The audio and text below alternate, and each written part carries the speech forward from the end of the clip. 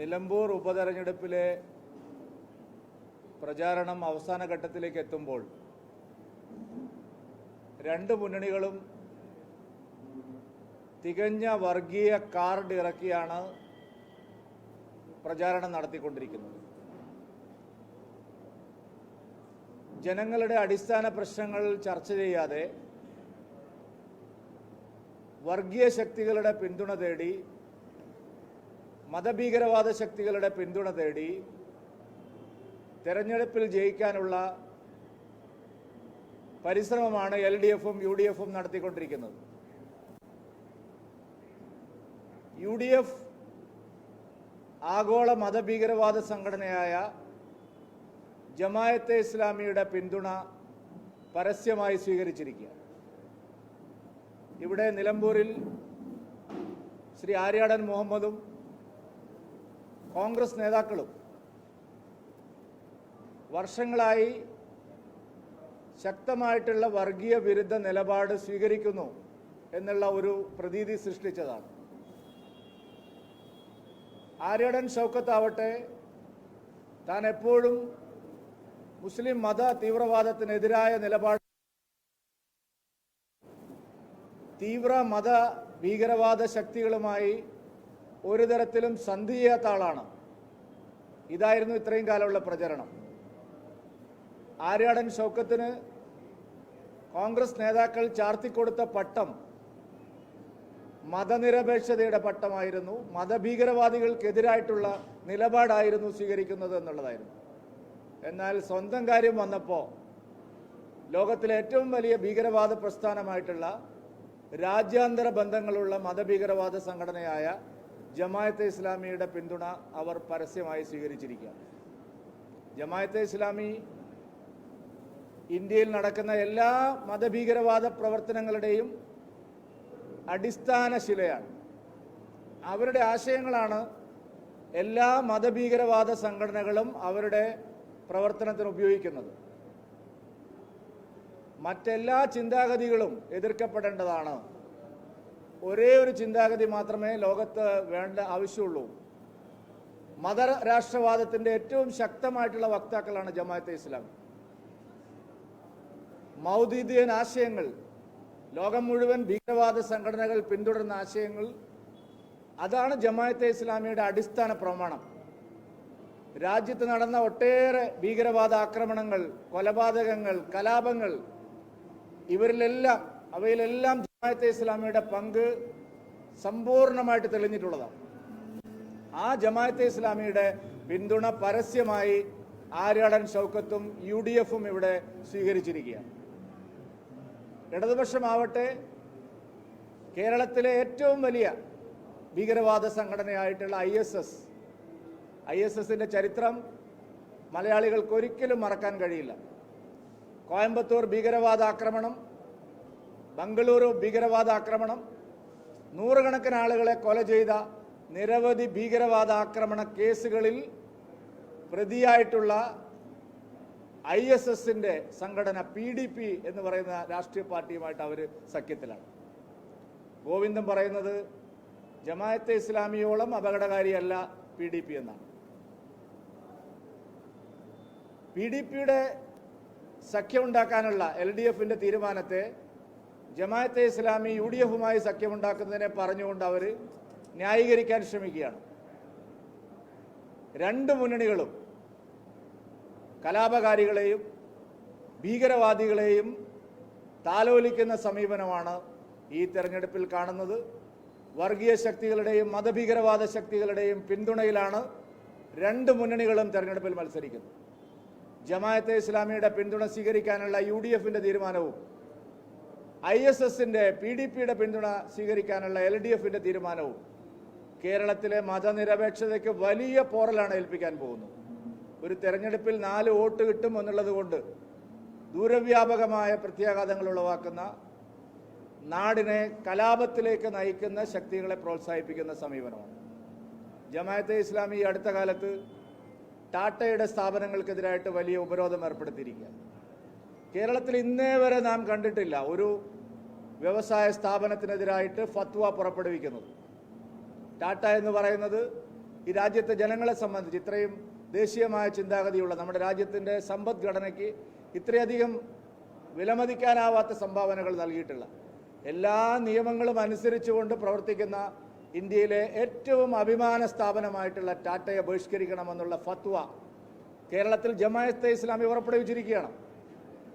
അതിനെതിരായിട്ട് ഒരു ശബ്ദം പോലും LDFിൻ്റെയും UDFിൻ്റെയും ഭാഗത്തു നിന്നില്ല. ആ ജമാഅത്തെ ഇസ്ലാമിയുടെ പിന്തുണയാണ് UDF സ്വീകരിച്ചിരിക്കുന്നത്. കലാപങ്ങൾ നടത്തി മനുഷ്യക്കുരുതി നടത്തിയ ISS PDPയുടെ പിന്തുണയാണ് LDF സ്വീകരിച്ചിരിക്കുന്നത്. ഇത് മതനിരപേക്ഷതയ്ക്കുള്ള കളങ്കമാണ്, സമാധാനവാദികളെ ആശങ്കയിലാക്കുന്നതാണ്, ദൂരവ്യാപകമായിട്ടുള്ള പ്രത്യാഘാതങ്ങൾ ഉളവാക്കുന്നതാണ്. LDFും UDFും ഇത്തരത്തിലുള്ള അപകടകരമായ നീക്കത്തിൽ നിന്ന് പിന്മാറണം എന്നുള്ളതാണ് നിലമ്പൂരിലെ വോട്ടർമാർ ആഗ്രഹിക്കുന്നത്. NDA അതാണ് പറയുന്നത്. വികസനം ചർച്ച ചെയ്യാൻ നിങ്ങൾ എന്തുകൊണ്ട് തയ്യാറാവുന്നില്ല? ഭരണ നേട്ടങ്ങൾ ഉയർത്തിപ്പിടിക്കാൻ എന്തുകൊണ്ട് LDF തയ്യാറാവുന്നില്ല? UDFിൻ്റെ എത്രയോ വർഷത്തെ MLA-മാരുണ്ടായിരുന്ന സ്ഥലമാണിത്. ആര്യാടൻ മുഹമ്മദ് വർഷങ്ങളോളം MLA-മാരുണ്ടായിരുന്ന സ്ഥലമാണിത്. ആ നേട്ടങ്ങൾ എന്തുകൊണ്ട് നിങ്ങൾക്ക് പറയാനില്ല? എന്തിനാണ് നിങ്ങൾ വർഗീയ ശക്തികളുടെ പിന്നാലെ ഇങ്ങനെ നാണം കെട്ട് നാടിനെ അപകീർത്തിപ്പെടുത്തുന്ന രീതിയിലേക്ക് പോകുന്നത്? ഇതിനെതിരായിട്ടുള്ള ശക്തമായ നിലപാടാണ് ഈ തെരഞ്ഞെടുപ്പിൽ NDA ഉയർത്തുന്നത്. ജനങ്ങൾ ഈ വിഷയത്തിൽ LDFിൻ്റെയും UDFിൻ്റെയും ഈ അപകടകരമായ നീക്കത്തെ ചെറുക്കാനുള്ള പിന്തുണ ഞങ്ങൾക്ക് തരും എന്നുള്ളത് ഉറപ്പാണ്.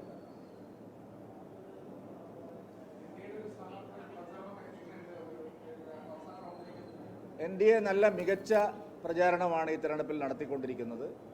ഞങ്ങളുടെ പരമ്പരാഗത വോട്ടിനോടൊപ്പം നല്ല നിലയിൽ പുതിയ വോട്ടർമാരെ ആകർഷിക്കാൻ കഴിയുന്ന രീതിയിലുള്ള തെരഞ്ഞെടുപ്പ് തന്ത്രമാണ് ഞങ്ങൾ ഒരുക്കിയിട്ടുള്ളത്.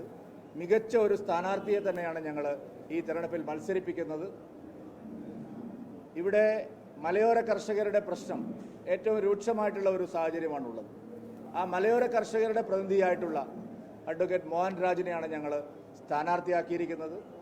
അനന്തുവിൻ്റെ മരണത്തിന് ശേഷം മലയോര കർഷകരുടെ ഇടയിലുള്ള പ്രശ്നങ്ങൾ, ആ പ്രശ്നങ്ങൾക്ക് വലിയ ചർച്ചയായി. ഇവിടെ ശരിയായ നിലപാടെടുത്ത ഒരേ ഒരു മുന്നണി NDA മാത്രമാണെന്ന് ജനങ്ങൾക്ക് ബോധ്യമായി. കാരണം പന്നിയെ വെടിവെച്ച് കൊല്ലുന്ന കാര്യമായാലും, വനം വകുപ്പിൻ്റെ അനാസ്ഥയുടെ കാര്യത്തിലായാലും, വനനിയമങ്ങളുടെ പരിഷ്കരണത്തിൻ്റെ കാര്യത്തിലായാലും ഇത്രയും ദിവസം ഇവിടെ LDFും UDFും നടത്തിയ പ്രചാരണങ്ങളെല്ലാം പൊളിഞ്ഞു വീണിരിക്കും. മുഖ്യമന്ത്രി പറഞ്ഞത് ഞങ്ങൾ പന്നിയെ വെടിവെക്കാനുള്ള ലൈസൻസിനായിട്ട് പ്രധാനമന്ത്രിയെ സമീപിക്കുന്നതാണ്. പക്ഷേ പന്നിയെ വെടിവെക്കാനുള്ള ലൈസൻസ് ഇവിടെ എത്രയോ കാലമായിട്ടുണ്ട്. പന്നിയെ വെടിവെച്ചവർക്ക് കാശ് കൊടുത്തില്ല എന്ന് പറഞ്ഞ് LDF തന്നെ സമരം നടത്തുകയാണ് പഞ്ചായത്തുകൾക്കെതിരായിട്ട്. അപ്പോൾ അവരുടെ ഇരട്ടത്താപ്പ് പൊളിഞ്ഞു വീണിരിക്കുന്നു. മാത്രമല്ല, വനമേഖലയിൽ താമസിക്കുന്നവരുടെ പ്രശ്നങ്ങൾക്കുള്ള ശാശ്വതമായ പരിഹാരമാണ് 2023 വനനിയമ ഭേദഗതി നരേന്ദ്രമോദി സർക്കാർ കൊണ്ടുവന്നത്. അതും ഇവിടെ ചർച്ചാ വിഷയമായിട്ടുണ്ട്. ആ നിലയിലെല്ലാം ഇവിടെ പ്രചാരണത്തിൽ മുന്നിട്ട് നിൽക്കുന്നത് NDA തന്നെ.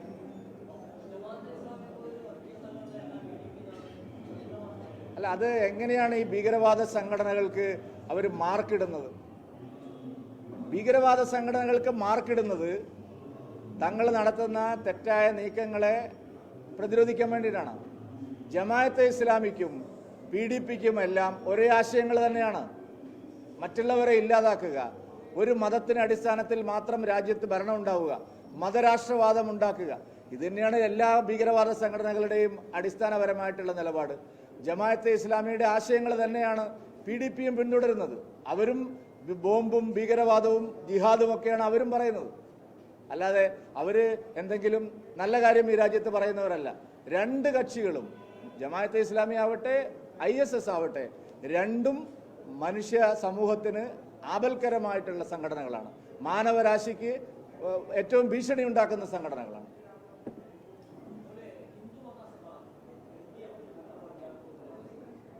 എല്ലാ അത്തരത്തിലുള്ള സംഘടനകളും പോകുന്നത് അങ്ങോട്ടാണെന്ന്. ഏതാണ് ഹിന്ദു മഹാസഭ? ഞങ്ങൾക്കറിയില്ല.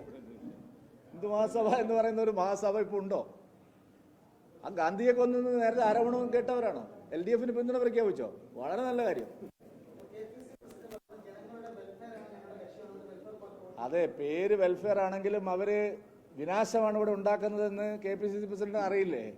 ജമാഅത്തെ ഇസ്ലാമി ഒരു വെൽഫെയറിന് വേണ്ടി പ്രവർത്തിക്കുന്ന, ജനങ്ങളുടെ ക്ഷേമത്തിന് വേണ്ടി പ്രവർത്തിക്കുന്ന ഒരു സംഘടനയാണെന്നുള്ള സർട്ടിഫിക്കറ്റ് പുതിയ KPCC പ്രസിഡന്റ് കൊടുത്താൽ ഇവിടെ ആരംഗീകരിക്കാനാണ്? വോട്ടിന് വേണ്ടി ഏത് തരം താണ നിലപാടും നിർലജ്ജം സ്വീകരിക്കുന്നു എന്നുള്ളതാണ് ഇത് തെളിയിക്കുന്നത്.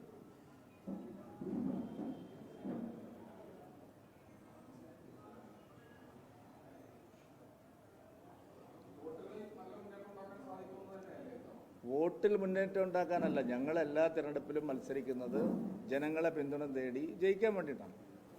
നിങ്ങളെ ആദ്യം തന്നെ ഈ വോട്ട് എന്ന് പറഞ്ഞു വരുന്നത്